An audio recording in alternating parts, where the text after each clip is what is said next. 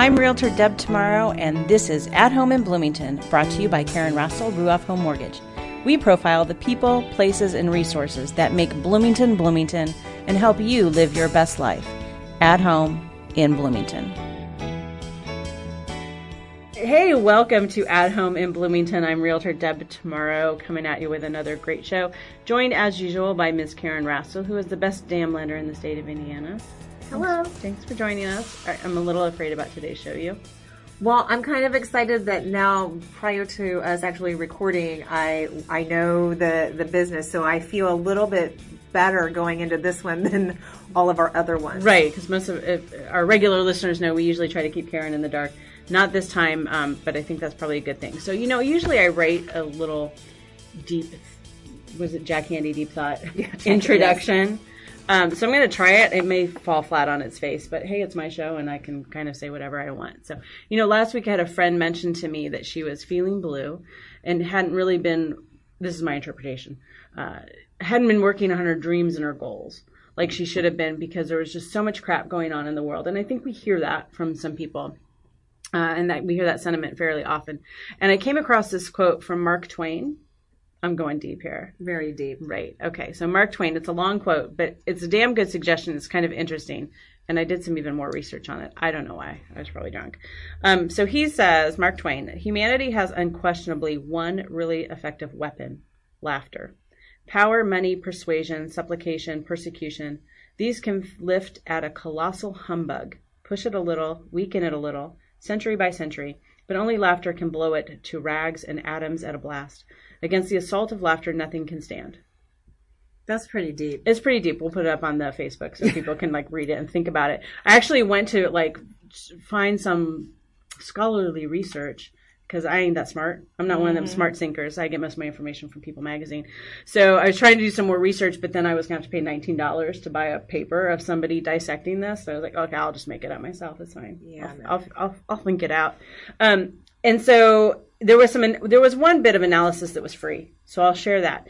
And the analysis was that the real enemies we face are pain and sorrow and not each other. That man on the other side of the planet, he's not your real enemy. Your true enemy is the sorrow that comes from knowing the world cannot get along. That is sad. I thought that was an interesting interpretation. That fellow employee who got the raise instead of you, they're not your true enemy. Your real enemy is the pain that builds up slowly within you from not quitting or fulfilling your dreams. I definitely think that people start to realize that as we all age and get older and wiser. Right? Yeah. I think that's why I'm getting deep in my old age.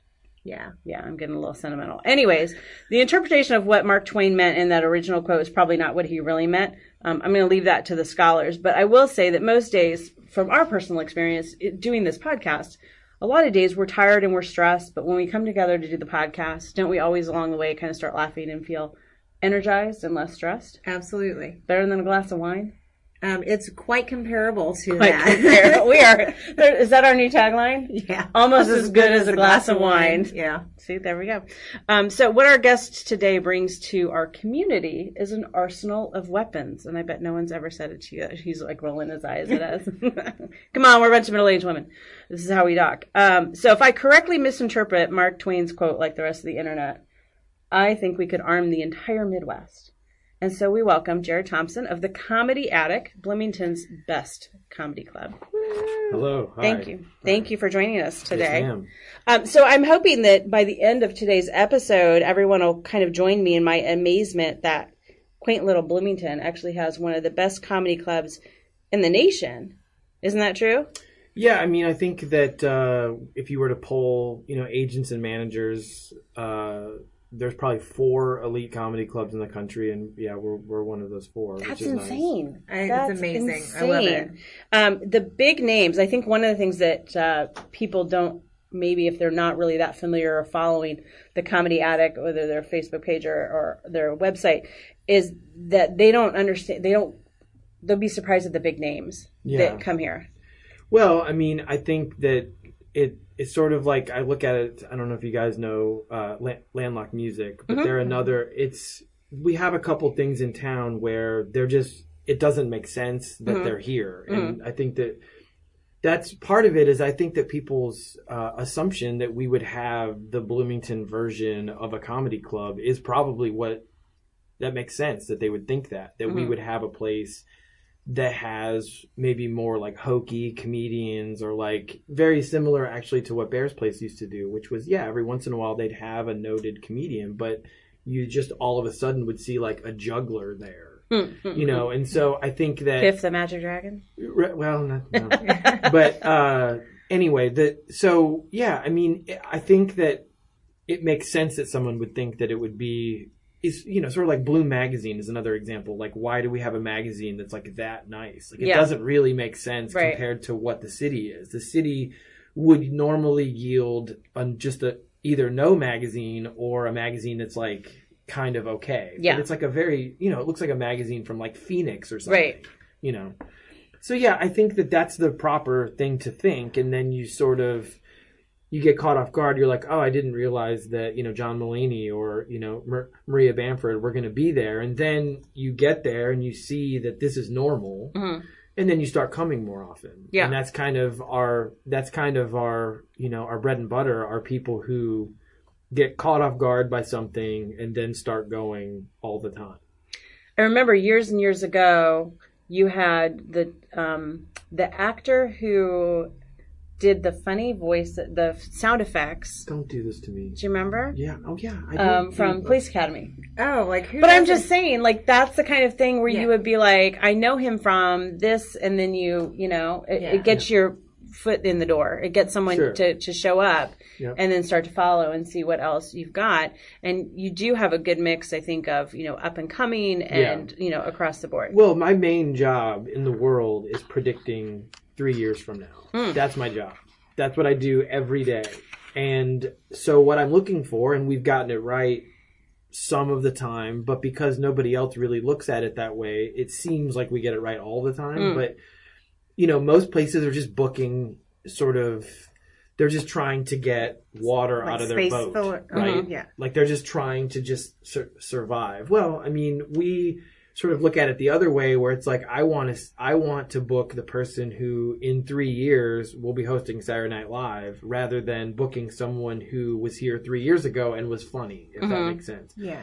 So we sort of have taken the opposite approach that most longstanding comedy clubs have done, which is sort of keep up with the status quo of what they always have done. And we started out with no dead weight, which was great because by the time we opened in 2008, a lot of these places had been in business for 25, 30 years, and they were booking, in some cases, comedians from then. And you could walk in and maybe think that they were funny, but if you've been going to that club for years and you've seen that same straight white dude over and over and over again, and they never change their act, you're not going to go every year. And we actually found, we were talking off the air about the Bob and Tom show, and we actually, we have found that the only time that we've ever had dwindling attendance for any like known comedians, every single time they're people who are known from the Bob and Tom show, because their base is just leaving. Like they just don't go to shows, they don't care, they don't listen to the radio show anymore as much as they used to. And we, in some cases, had, 50, 60, 75% less attendance the next few times. And, it's a combination of their fan base getting older, but also the comedians not changing their act. Getting stale. And that's exactly what we are doing the opposite of. Like we're a very attractive place for comics who are bigger than would normally come, who are working on their new hour. Yeah. So I see that you do a lot of album recording. Or it seemed like there was several that were recording albums in that venue, your venue. Well, there's a couple of reasons why. One is that the sound. So we have, by accident, like one of the best sounding comedy clubs in the country, and it's because when Dayna and I, opened the club, when we started, this part of the ceiling in the building was caved in. No. And it was like this nice, super old looking ceiling. And we were like going to pull all of the drop ceiling down to have that be the ceiling. And we got about 3/4 of the way done. And then part of it was caved in.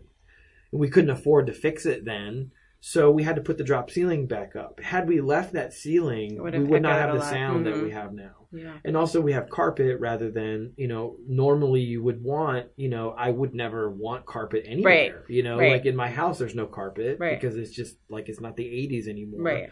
So, but we had to put carpet in or else the sound would just be terrible. It would. So yeah, that's the biggest reason. And also I'm a sucker for, someone's like, hey, I want to record my album there. It's an easier way to get booked because I'm like, oh, all right, I'll do that. Yeah, sure. So, but yeah, I mean, it's an interesting thing. Like we probably recorded like 30 or 40 albums since we opened. So it was pretty cool. That's pretty awesome. Yeah. So let's back up a little bit and talk about how the Comedy Attic came about. It certainly is not the first comedy club-ish venue in Bloomington. Yeah. Although I think it's probably the first completely dedicated. Yes, it is. It's the first comedy club in Bloomington. But you're right. There's been other places venues. That, right. Yeah, we opened. So I used to work. I worked for Insight, which was the cable company here. I was actually like a cable executive, sort of. Like I was the regional sales manager for Insight, and we got bought by Comcast, and they wanted me to keep the job, roughly, but they wanted me to move, or they wanted me to do it in Fishers. Well, we had just bought a house in Bloomington, and like we're not Indiana people at all, but we're definitely Bloomington people. Like this is the only city that we would ever live in this state for sure. In fact, this is my favorite city in the world. So this is really the only place that I want to live, period. And I certainly don't want to drive. I mean, this was 2008, so we didn't know about the construction yet, but that would have been still a nightmare, but it still would have been, like almost 3 hours a day driving. So I just came home, like my mom had just died, like it was like a bad time. And like, I just came home and we talked about it and we were like, let's open a business if we can afford to, like, what does the city need? And it was the only idea that we came up with. Had you been going to the other comedy venues, or it wasn't a big, like, you weren't a super fan or anything like that? No, it really made no sense, and it perfect. It really, we couldn't have been more wrong about everything that we thought we were going to do. I mean, we really, what I said earlier about, like, every once in a while we'll have a juggler. Like, that's what we thought we were going to do because we thought that people in this town were dumb. Like, I know, it's like, what I mean is that like the people that would go. We had a preconceived notion about who would go to a comedy club and they like, like chew tobacco and like have, camouflage hat or whatever. And low standards. And that is true that there are people that will come that are like that, but we don't really draw them anymore. But they did come in the first, and of course that brings on, heckling and talking at the table, and we got rid of that immediately. So yeah, like what we thought we would do couldn't be more wrong than what we're doing now, but we, and it really, we shouldn't exist at all because of how big, or I should say small, Bloomington is. But we just made, changes on the fly and decided what we wanted to be, and we became that, I think it's great that you were just able to decide, went home, discussed it over, and just said, let's find something that this city is lacking. Right. And let's see if we can bring it to life. And then, earlier you were talking about just keeping things fresh so that it makes people to want to come back in and see that, because then you can say, I saw them when they were first starting out, or they were just here 6 months ago and now they're on Saturday Night Live. Right. Which is, but in both cases have happened a bunch of times. Amy Schumer was at the club several times when we first started, and then so within a couple weeks of each other, Tiffany Haddish, who had just been at the club, hosted Saturday Night Live, and then right after that, John Mulaney hosted, who had been maybe 6 or 8 months previous. So those are all things that have actually happened that you would have never, and no one would have ever guessed any of this. I mean, seriously, like I would have never thought that this would be possible. We just sort of assumed that we would have to book, like, our big shows would be like the retirement people, like, like you were talking about Michael Winslow, like people that are no longer relevant. Like, we didn't think that we would be able to actually show in real time, like Yeah. relevant comedians. And so Mike Winslow, who's the gentleman that does the sounds, the cool sound effects on Police Academy, I'm showing my age. But I mean, that show that I remember was probably 10 years ago. I mean, it was probably, in your first year. So how long did it kind of take you to... It was actually our first weekend. Okay. He was our first show. And, I would say really it took us, we sort of righted the ship before we ever opened. What I mean by that is that when we were putting together the calendar, we had, Amy was like our fourth week. Oh, wow. So we already, and in fact, John Mulaney was scheduled to be our fifth week, and he ended up having to move, and then we did it a little later. So, but yeah, I mean, we sort of figured it out as we were kind of working and, just hearing from people what they wanted. And, we probably, if my memory is right, we probably had like polls on our web, who knows? Yeah. We were asking people, which of course now I don't want to know what anyone thinks about anything. Right. And I'm being serious about that. Like it's too, like, I don't want to know what you think, what anyone thinks about what we're doing. And I say that not just in Bloomington, but I'm saying I've been asked to go to like, comedy festivals and speak and talk and be part of like a group of clubs who buy in and get things for cheaper. And I don't want to know anyone's opinion about anything. Mm-hmm. I just want to go with my instinct and what tells me is going to work. And it's not always right, but it typically is. And, we've tried some stuff that didn't work. It's true.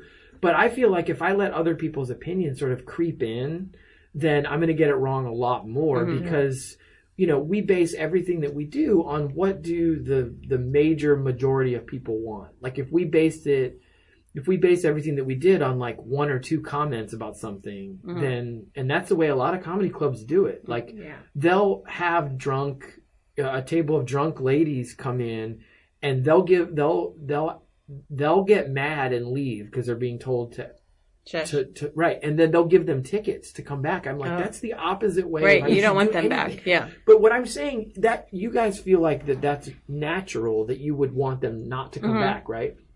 I'm saying 90% of comedy clubs do it the other way, where they're so worried about losing anyone that they're willing to have that happen again as long as you paid to get in and paid for your drinks. Well, we look at it the exact opposite way. I want them out of here and never come back because I need to prove to the person sitting next to them that we're not going to let that happen. And we want you, who is being a good person, to come back. And I think that's one of the reasons why the comics love you so much, too. There's a video, I think I saw it on Facebook, from a bunch of comics giving you shout outs for your 10th anniversary. It's a nice video. There was one that stuck out, and I think it's Jen Kirkman. They didn't have names, so I was trying to figure out who it was. I think it's Jen Kirkman. She said, this is what she said about our guest, Jared. She says, "You are a feminist, a badass, have good taste, treat comics well, you know what you're doing, and that's why you're not more successful." Right. She's right. Everything about that, I don't know about the feminist part. I mean, obviously, I believe that straight white men in comedy are the most boring thing in the world without even a question. It's so bad. And we try everything we can to avoid it. And I guess because of how terrible most people's views on, gender and race are, like that sort of vaunts me up a notch. But to say feminist is probably a bit much. Yeah. But well, you didn't say it, she said it. But my point is, everything else she says, including that we would make more money if we didn't do those things, is 100% accurate. Like, I know for sure what we could do right now to make more money. I already know what the answers are. I already have the answers. I have a background in marketing. I know what to do to get more people to come to the club, and I will never do it because I do not want a single person to come to a show that doesn't want to be there. And I don't even want someone who doesn't know yet if they want to be there. You have to figure it out on your own first, that this is what you want. Like, that's completely the most ridiculous viewpoint of any business owner in the world, but that's the way it has to be because it's live. You can't, there are so many different little things that go into what makes stand-up comedy so much different than any other art form. And part of it is that every idiot thinks that they can be part of the show. Exactly. And that doesn't happen in anything else. No no. You don't art go to the galleries, symphony nothing. and have Never. somebody Anywhere. stand up with a piccolo and start In fact, when it ever happens at like a showing, at like a play, there's like a video of how crazy it is. Like it's And they like haul on them the off, news. yeah. Like, you're not going to believe what Right. someone did at a Hamilton. Right. It's like, yeah, well, that's every comedy club in the U.S. every weekend that's happening. Because, and I mean, frankly, I would have thought that Seinfeld, you know, having an entire episode about how stupid you are for doing it would have ended it right there, because everyone watched Seinfeld, right? So it was like a known thing that you're not supposed to heckle in 1994 or whatever year that episode was. And yet it's still happening every weekend all across the country. So that's the thing. So do you go to the Comedy Attic just to watch Jared kick people out for heckling? We almost never have to do it because you're also they so know close now, right? to the show. Yeah. Like, it's so weird. Well, really and that's one of the intimate. things I know we're going to talk about. Yeah, this when we setting. come back from break, I want to talk about, because it is. She and means sexy when she says right. it. No, That's I right. use the word intimate in my notes here too, because I've right. been there, and it's like you literally lock eyes with a comedian. And I'm telling you, I think that I could potentially have a relationship with Gary Goldman. I don't blame you. He's a tall drink of water, isn't he? Absolutely, yes. You know, he played tight end for Boston College. Like, he was like literally a Division I. I said literally. That's not good. Yeah, I just said it is accurate though. He really, literally was Yeah. a Division I tight end in football. I mean, he is tall. He is very. You're not wrong. Right. No. Like we have a calendar. We have a running calendar of men in comedy. I don't think he's January, but he's like April. Yeah. We'll call him April. No, you got to give him a month that has 31 days. What? You got to give him a month that has 31 days. I don't know what those are off the top of my head. Well, You it's got not to tell me. April. Is that right? July. Okay, I'll give him that. That's fine. All right, we're going to take a break and come back. We're going to talk a little bit more about a visit to the Comedy Attic and what that looks like. And we're also going to talk about the Limestone Comedy Festival. So stick around. You're at home in Bloomington. Hi, this is Karen Rastel with Ruoff Home Mortgage. Did you know one of the most underutilized loan programs is a Veterans Administration loan? Whether you're active duty or retired, you may be eligible for a VA loan with no mortgage insurance and no down payment. It's an honor to assist veterans who have served our country. To see if you qualify for this incredible option, contact me today at 812-606-7653. Ruoff Home Mortgage is an Indiana corporation licensed by the Indiana Department of Financial Institutions. This is not an offer for extension of credit or a commitment to lend. All loans must satisfy company underwriting guidelines, equal housing lender, NMLS number 141868.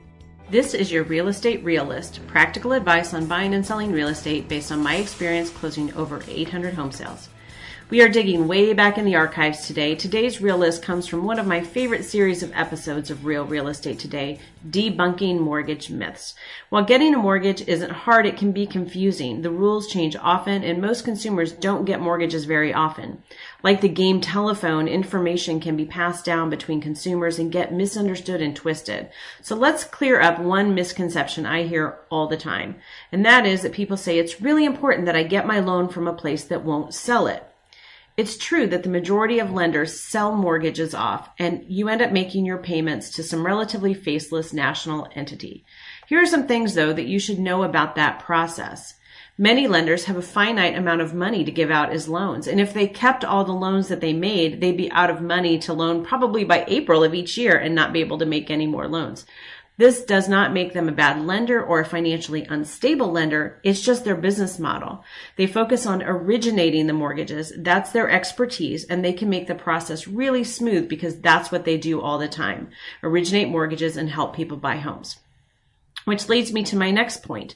The entities that buy the mortgages typically don't originate loans, they service loans, and they are good at doing that. They have processes, services, online resources, etc.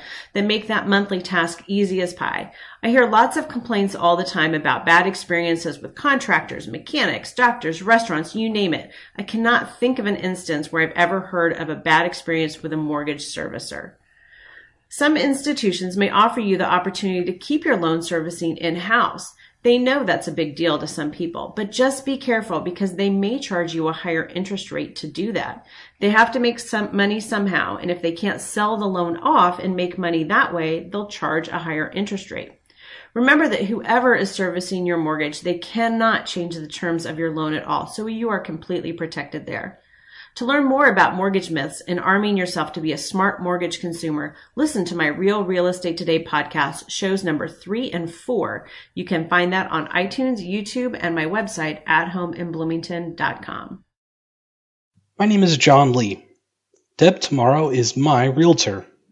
She has helped my wife and I sell 2 homes and purchase another. She's a smart, outside-the-box thinker and truly cares about her clients. Deb makes the complex world of buying and selling homes seem easy, which is a testament to her knowledge and skill. Long story short, Deb should be your realtor too. And now, back to the show. Welcome back to At Home in Bloomington. Before we get back to our guest, Jared Thompson of the Comedy Attic, I want to tell you a cute story that I stumbled upon not too long ago when I was actually getting dinner. So here's the story. Boy goes to Jamaica and checks into a resort where he spots a lovely Jamaican lady who works there. She's checking him in, I think. And he states boldly that he is going to marry her. Somehow, during the course of the vacation, he wins her over. It's like the movie Cocktail or something.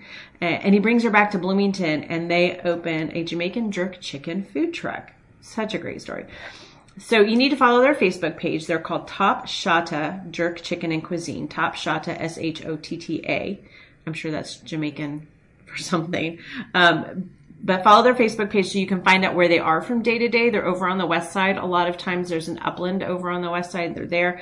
But a lot of times late in the evening, they're in the parking lot of 3rd and Walnut. It was kind of diagonal from the Comedy Attic. So after you've had your drinks and your snacks at Comedy Attic and they kick you out because they have to get ready for the next show and you're still hungry, just run across the street to Top Shotta Jerk Chicken. Make sure you follow them on Facebook.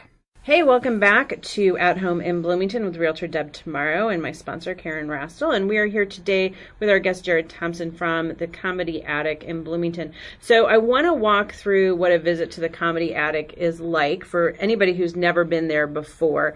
First of all, where are you located? We're at the corner of 4th and Walnut. Our entrance is on the 4th Street side of the corner. Look up. Look up, because it's upstairs. Right. But you usually see people milling about outside. Yeah. Go upstairs. Yeah, and I mean, I guess the marquee, the new with the video help. Well, I say video, but it's whatever. Yeah, absolutely. Photo. And then your typical show times. So we do an open mic on Wednesday nights at 8, and then our regular shows are Thursday at 8, Friday and Saturday at 8 and 10:30, and those times have never changed. Okay. Like, for whatever reason, people think the shows are at 8:30. I don't know how that ever happened. We have never ever once had a show at 8:30. I think it's just because they think 8 and 10:30, and then they say it wrong. Yeah, that's probably what it is. Right.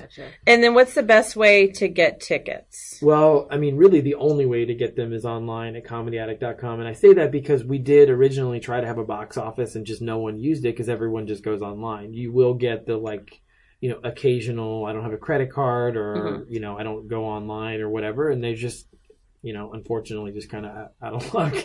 Now, if we have seats left for a show, we'll sell them at the door. But, we don't, because we sell out maybe half of the shows, we don't recommend it. Yeah. So how far ahead in advance do you post shows?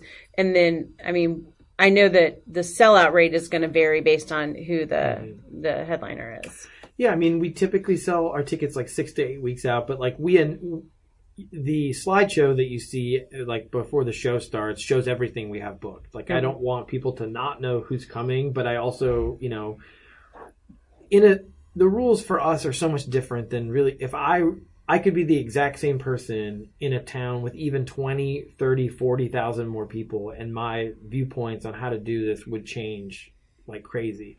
But because we're in such a small town, and the general accepted theory is that the average person is going to go see, if they are a person that would go see comedy, period, which is already, most people are gone there. But of the rest of them that would go see comedy, typically they go twice a year. That's the normal average, in the nation, how often people go see live comedy. Well, we can't. It has to be more than that. You can't sustain on to, yeah. So we need people, we're talking about this off air, we need people to, when they go to the website, to buy the tickets that they were going to buy, not look ahead in 6 months and see their favorite comedian is coming, and then they start thinking, oh, well, we could go see a movie instead this weekend and then go. We need them to come both times. Yeah. So we try to keep the temptation as low as possible for them to not come now because they see something then Makes that sense. they want to do. And ticket costs? It just varies. I mean, the open mic's $5, Okay. and even we do a contest over the summer, and those are also $5, and those shows are sold out way in advance, and those are still only $5. But a weekend show, I mean, typically if you come on Thursday or to the Friday late show, they're less. Usually like $10 for a student, $13 for a regular person. And then, but it does vary. It just changes based on how much. I mean, we make $0 on tickets, so all the money goes to the comedians. So we don't dictate the pricing in any way. Right. So definitely plan ahead and keep an eye. Do you post I assume you post all the shows on Facebook and social or media you can too? subscribe to a newsletter. I That's get an true. email. And, Yeah. Oh, okay. It doesn't work for her though because she's only been once. But, Now she'll actually the open them. newsletter doesn't always work apparently. Yeah. But yeah, I mean we do have now. I take a very different approach to social media. Like I feel like I hate when you're just inundated with just like a relentless. Yeah. Onslaught of And it's crap. the same thing over and over again. And like a lot of clubs will be like, here's a Charlie Chaplin clip or whatever. It's like, get out of here. But like, so what we try to do is we basically keep it the week of and typically the day of. So that, because I look at it like, okay, the average person is going to come to a show, already knows that they're going to come and they've already gone online and bought their tickets or they're planning to. So if the only other people that exist are people that decide at the last minute, so then it makes sense for me if I know that there's maybe 25% of people are going to wait until the last minute, then I'm going to use social media as the way that they're notified about it. So I feel like it becomes white noise if you're just constantly posting. Yeah, so I feel like it's more effective if it's every once in a while you get a post. Yeah. And that's usually Thursday for all we did, this morning for Moshe Kasher, we did, a Facebook post on both of our pages, an Instagram post and a tweet, and I'll do the email blast later. I might do it tomorrow because we're going to be really full tonight, which is weird for a Thursday. Like normally this is a show where we're like, oh, there's 40 people. That's great. But we're going to have like almost a full show tonight. So like it doesn't make any sense for me to send the email blast out until tomorrow because I don't want them to come tonight. Right. You don't want to piss people off like come and then sorry, can't come. Right. Yeah. Or I don't want the show to be full and then Friday late show to have 20 people at it. Like we need to even it out in some way. So. Okay. And then so this is kind of a silly question, but it's the kind of thing that I would want to know. So if it's an 8:00 show, what time should I get there? Well, it depends. I mean, when someone like Mark Maron's there's people outside at like 5:30. Oh my gosh. Then you get a show like this where like people know who Moshe is, but he's probably not like, no one is like wanting his autograph or whatever. Like he's like sort of like a mid-level. Okay, so say Gary Goldman. Yeah, 7:30. He's very similar to Moshe. They can sell the same number of tickets. Now Gary is certainly like an elite comic, and Moshe is just doesn't have the time to work on stand-up because he's doing a lot of other stuff. So Gary, that's all he does is stand-up. So you're almost always going to get someone like that who's going to be. Gary's like on the very short list of the best comedians in the world. So well, I have good taste. That's good. Yeah. And then there is a food and drink minimum because that's how all right. I mean, comedy that's the only clubs way work. That we're open. Right. Like we wouldn't be open if it didn't exist. And I think one misconception, because I haven't been there in a while, so I'm going to look really bad. But Uris was saying this morning, he's like, wasn't that the place that had the weird margarita kind of stuff? And I said, oh no, they have a full bar now. Yeah. So when we first opened, we couldn't afford a liquor license. Yeah. And we really still which is can't crazy in afford this one. town. Yeah. We just happened to go. We went to an auction when the census was updated. Like this was 2010. Okay. So the first 2 years we only had beer. Yeah. We couldn't even afford a wine license. Yeah. Like, they're just too much. So we went to the auction and got a liquor license there for a lot cheaper than what it would be on the open market. I mean, Right. you could easily look at $250,000 for a liquor At least. license. I mean, it's insane. I think the most recent in one was like Bloomington. almost 400,000. Yeah, I think people don't understand how that full bar liquor licenses in Monroe County or Bloomington are issued by population, and there's a limited number. It's not unlimited. You can't just be like, I'm going to open a bar. And Right. so, Right. so a lot of people don't understand that. I'm sure you fought that in the beginning, like, it's not our fault, Well, but and it's I mean, ridiculous. we were trying to do, so his mention of that, I mean, he's right. They were just, I mean, it was probably gross. I don't drink, so I have no idea, Yeah. but it was just like it was a malt kind of margarita Mike's Hard flavor Lemonade just kind of had thing. Yeah. like a margarita. We just put Yeah. ice in it and put it in a glass. Yeah. I mean, we sold them, but I'm Yeah. not saying they were good. Right. People always ordered them. Right. So you've got full bar now, and then you have a pretty, a decent sized menu with some sandwiches and, Yeah. and some nachos and Exactly things like what that. you would think So, we yeah. would sell. Yeah. Like we have the most typical to what you would expect us to sell menu. But I feel like the prices are pretty reasonable. Yeah, I mean, we $6 for a sandwich kind of thing.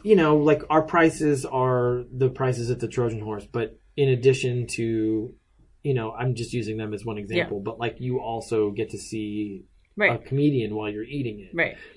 So anyone who complains about the prices of tickets or food is just oblivious to anything, right? Because they like our prices are nowhere near what like a movie theater charges, and that's not even live entertainment. It's just you're just sitting there watching a screen. Yeah, right. So it's not even in the same league. Like their prices are way higher than ours. And usually the show you've got the headliner. Do you usually have an opening act as well? Yeah, there's typically 3 comedians. There's a host that'll do 5 to 10 minutes. And then there's a feature comedian. Sometimes they're traveling with the headliner. Sometimes it's someone local. Sometimes it's someone. Part of the allure of getting into Limestone, which I know we're going to talk about in a minute, is if you get into the field of Limestone, you're automatically passed to feature at the club. Oh, yeah. So like you'll a lot of times see people like this weekend. Blair Postman is opening. She is going to be someone that people remember from Limestone because she's got a very like specific joke that always kills, and so.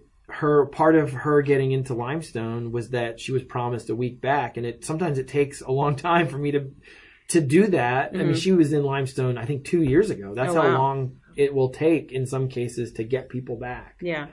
So it's typically, I mean, we would love for it to always be someone local because that means that our local scene has yielded 20, feature level comedians. It's just never going to happen, but it would be nice. But the local scene has yielded a lot of good lot. comics. I mean, I think you've played a part in developing and giving some of these people an opportunity. It's, very few, of the, in your sort of mind's eye, you imagine like a person with like a little haze.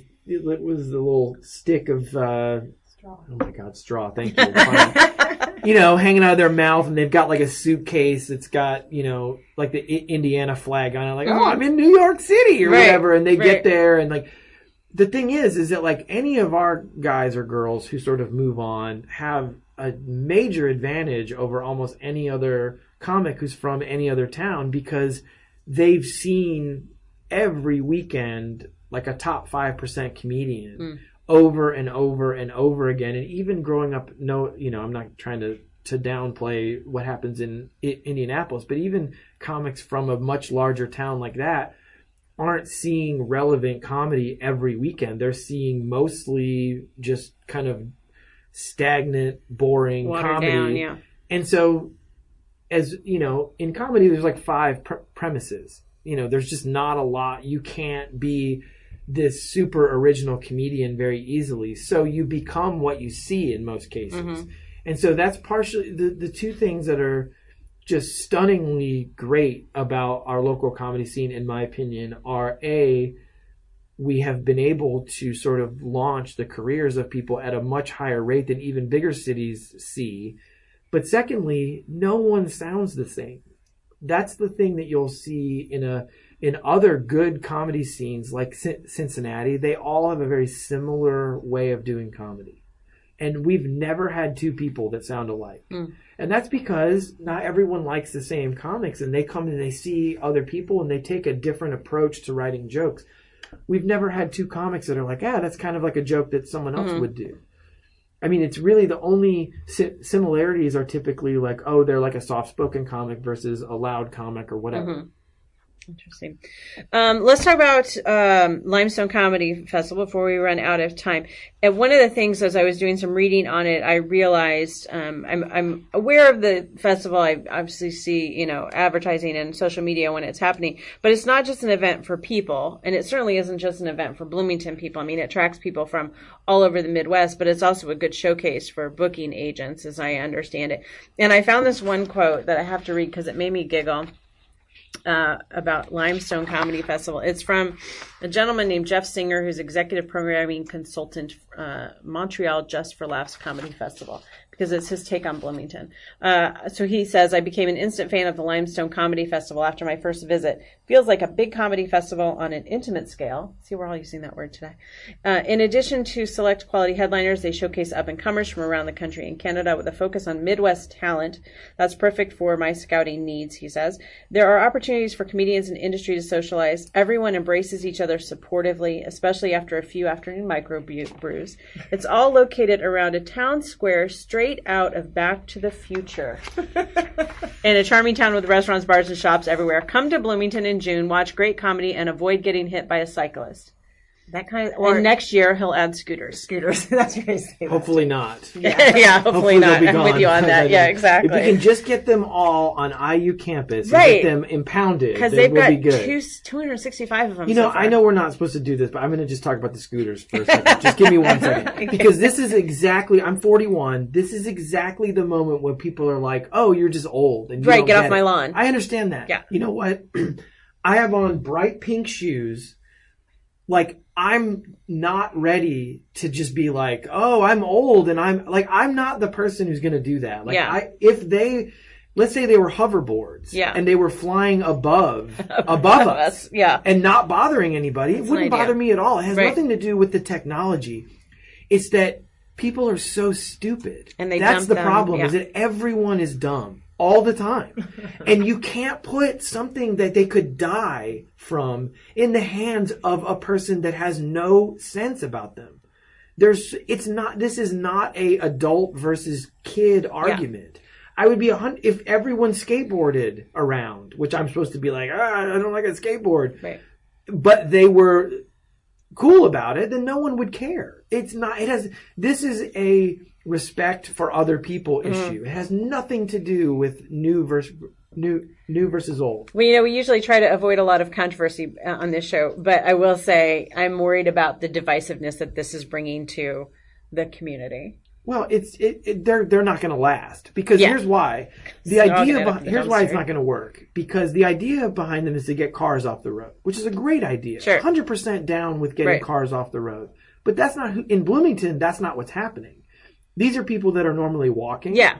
And then they're still walk. Yeah. They're still walking, which is if we're talking carbon footprint, that's a net gain for us that they're walking. Right. So this is a loss.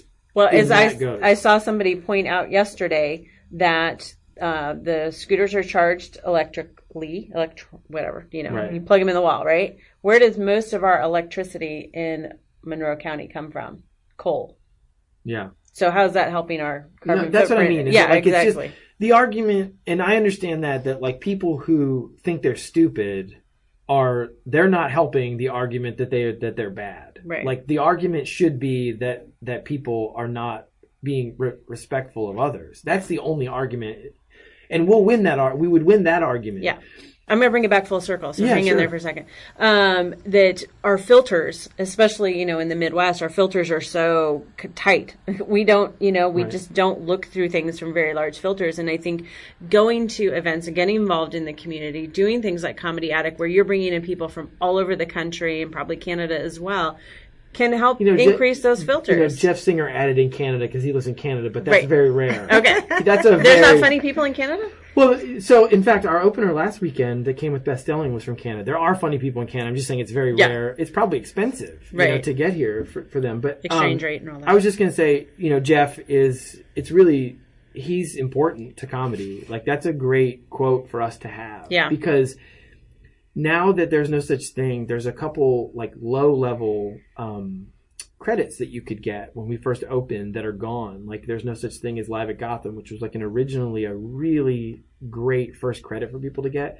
So Just for Laughs is really the first credit that you get in comedy. It's like a stepping stone credit. And so he controls all of that. Mm-hmm.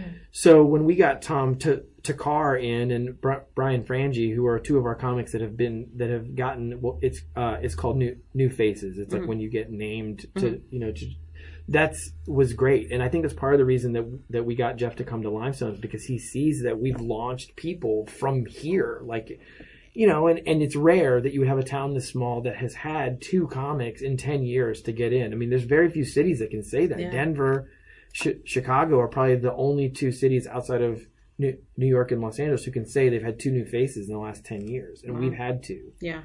So Limestone Comedy Festival happens usually the first weekend in June. Yeah. So it's going to be May 30th through June 1st this year. For 2019. Right. Yes. Right. So, we just we go back and forth whether it's the first. It has to do with Cardinal Stage, or this year it has to do with I'm going to be gone the week after. Like we're going to go on a trip, so we had to move it to the May 30th through June 1st. Okay. And how many venues do you typically have? I think it's 5. Is it 5? It's at least 5. Maybe. I think it's 5. Yeah. Because it's the Buzzkirk, the Comedy Attic, the Backdoor, the Bishop, and then this year we did the Blockhouse. But sometimes it's. I mean, the reason that we have gone away from the Waldron is just because, I mean, it's great. Like, we love doing it, and I think we'll always have shows there, but they're the one venue that doesn't sell drinks. So we try to make it as normal as possible, across the board. And how many comics do you usually have in? Well, there's usually 8 to 10 headliners. Yeah. And then there's 45 or so people who get selected from the field. We get, 500, 600 submissions, and we pick the 45 best. And then there's 8 to 10 hosts. So there's, almost, 75 comics in town. Wow. That's crazy.